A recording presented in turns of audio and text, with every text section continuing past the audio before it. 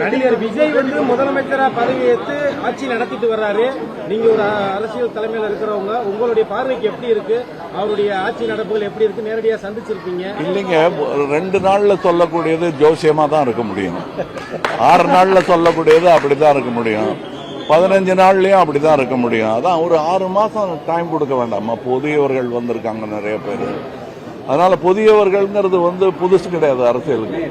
சுதந்திரம் இந்தியா கிடைச்ச போது எல்லாருமே புதிய மினிஸ்டர்ஸ் தான். அதனால புதியவர்களை நம்ம கம்மியாவும் எடை போட வேண்டாம், ரொம்பவும் எதிர்பார்க்க கூடாது. என்ன நடக்குமோங்கிறத பார்த்துக்கிட்டு நீங்க தானே ஓட்டு போட்டீங்க, நீங்க தான் அது நல்லபடியா நடக்குதாங்கிறது நீங்க தான் கவனிக்கணும், நாங்களும் கண்காணிக்கிறோம். இல்ல சார், திராவிட கட்சிகள் இல்லாத ஒரு புதிய ஆட்சியை கொண்டு வந்திருக்காரு. இது தமிழ்நாட்டில இருந்து தமிழ் பேசுற ஒருத்தர் கட்சி ஆரம்பிச்சா அது பேர் திராவிட கட்சி தான் என்ன பொறுத்தவரையிலும்.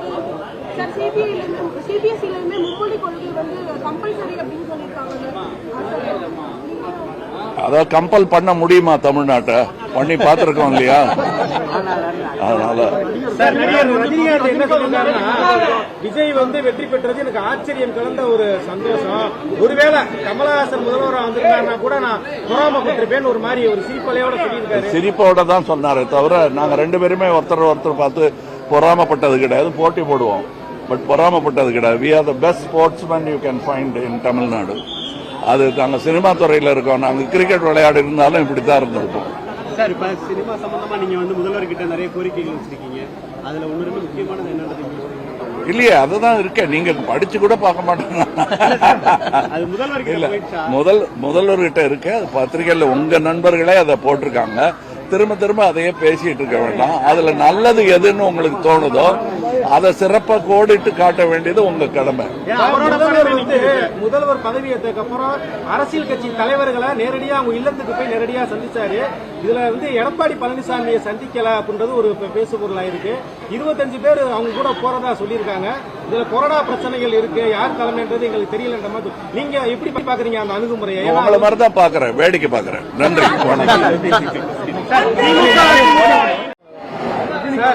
நடிகர் விஜய் முதலமைச்சரா பதவியேற்று ஆட்சி நடத்திட்டு வர்றாரு. நீங்க ஒரு அரசியல் தலைமையில இருக்கிறவங்க, உங்களுடைய பார்வைக்கு எப்படி இருக்கு? அவருடைய ஆட்சி நடப்புகள் எப்படி இருக்கு? நேரடியா சந்திச்சிருப்பீங்க. இல்லைங்க, 2 நாள்ல சொல்லக்கூடியது ஜோசியமா தான் இருக்க முடியும். 6 நாள்ல சொல்லக்கூடியது அப்படிதான் இருக்க முடியும். 15 நாள்லயும் அப்படிதான் இருக்க முடியும். அதான் ஒரு 6 மாசம் டைம் கொடுக்க வேண்டாமா? புதியவர்கள் வந்திருக்காங்க நிறைய பேர். அதனால புதியவர்கள்ங்கிறது புதுசு கிடையாது அரசியலுக்கு. சுதந்திரம் இந்தியா கிடைச்ச போது எல்லாருமே புதிய மினிஸ்டர்ஸ் தான்.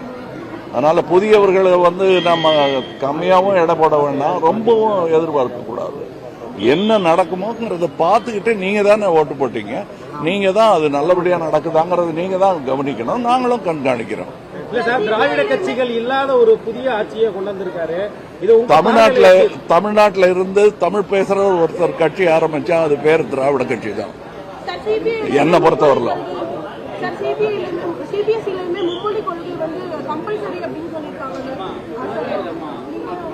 அதாவது கம்பல் பண்ண முடியுமா? தமிழ்நாட்டை பண்ணி பார்த்திருக்கோம் இல்லையா? அதனால ரஜினிகாந்த் என்ன சொல்லிருக்காருன்னா, விஜய் வெற்றி பெற்றது எனக்கு ஆச்சரியம் கலந்த ஒரு சந்தோஷம். ஒருவேளை கமலஹாசன் முதல்வராக வந்திருக்காருன்னா கூட நான் பொறாமப்பட்டிருப்பேன் ஒரு மாதிரி ஒரு சிரிப்பலையோட சொல்லியிருக்காரு. சிரிப்போட தான் சொன்னாரு தவிர நாங்க 2 பேருமே ஒருத்தர் பார்த்து பொறாமப்பட்டது கிடையாது. போட்டி போடுவோம், பட் பொறாமப்பட்டது கிடையாது. we are the best sportsmen you can find in Tamil Nadu. அது நாங்க சினிமா துறையில இருக்கோம். நாங்க கிரிக்கெட் விளையாடு இருந்தாலும் இப்படித்தான் இருந்திருப்போம். சார், இப்ப சினிமா சம்பந்தமா நீங்க முதல்வர்கிட்ட நிறைய கோரிக்கைகள் வச்சிருக்கீங்க. அதுல ஒன்னு ரொம்ப முக்கியமானது என்னன்னு இல்லையே, அதுதான் இருக்க. நீங்க படிச்சு கூட பார்க்க மாட்டேங்க. முதல்வர்கிட்ட இருக்க. அது பத்திரிகையில உங்க நண்பர்களே அதை போட்டிருக்காங்க. திரும்ப திரும்ப அதையே பேசிட்டு இருக்க வேண்டாம். அதுல நல்லது எதுன்னு உங்களுக்கு தோணுதோ அதை சிறப்பா கோடிட்டு காட்ட வேண்டியது உங்க கடமை. முதல்வர் பதவியேற்றதுக்கு அப்புறம் அரசியல் கட்சி தலைவர்களை நேரடியா அவங்க இல்லத்துக்கு போய் நேரடியா சந்திச்சாரு. இதுல எடப்பாடி பழனிசாமியை சந்திக்கல அப்படின்றது ஒரு பேசு பொருளா இருக்கு. 25 பேர் அவங்க கூட போறதா சொல்லியிருக்காங்க.